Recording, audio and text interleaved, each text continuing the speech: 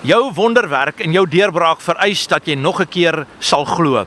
Nog 'n keer sal reageer op die krag van God se woord.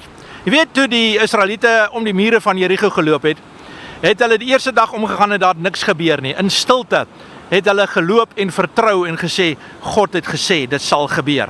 Dit het nog 'n keer gebeur, en nog 'n keer gebeur, en nog 'n keer gebeur. En so het dit gebeur dat hulle talle kere om die mure geloop het, maar nie een muur het omgeval nie. Kom ek lees dit vir jou, en toe kom daar 'n geleentheid waar hulle begin uitskreeu het, en die krag van die Here het op daardie plek geval.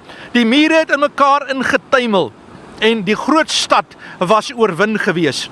God is besig om op hierdie oomblik vir jou 'n groot oorwinning te bewerk. Daardie oorwinning vereis dat jy stil om die situasie sal stap en sal weet dat Jesus is genoeg en dat Jesus is die weg en die waarheid en die lewe. En kyk wat sê Josua, die 6de hoofstuk, die 20ste vers. Toe skreeu die volk en hulle het op die horings geblaas. En toe die volk die geluid van die horings hoor en die volk die groot krygsgeskreeu aanhef en die muur het op sy plek ingeval en die volk het in die stad geklim, elkeen reg voor hom uit en hulle het die stad ingeneem. Vandag is die dag om net weer 'n keer om te stap met die wete, daar kom 'n geleentheid om uit te roep, te sê, vandag is my deurbraak, vandag is my heil, vandag is my redding. Hoe weet jy dat die Here nie vandag jou mure gaan laat val nie?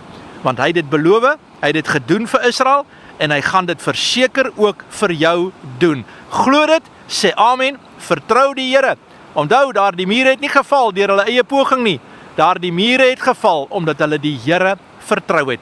Doen jy vandag dieselfde? Ek is George van 3minutekerk.co.za. Kom ek bid saam met jou. Ons Hemelse Vader, ek dank U dat U is die een wat mure in mekaar laat val.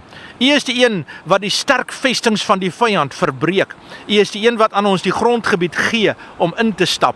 Dankie Here dat ons op U getrouheid kan vertrou. U het dit gesê.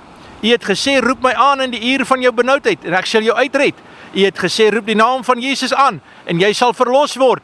Ek dank U Here dat U gesê, kom na my toe en ek sal vir julle rus gee. U woord is die waarheid en ons ontvang dit vandag in Jesus se naam. Amen en God bless you.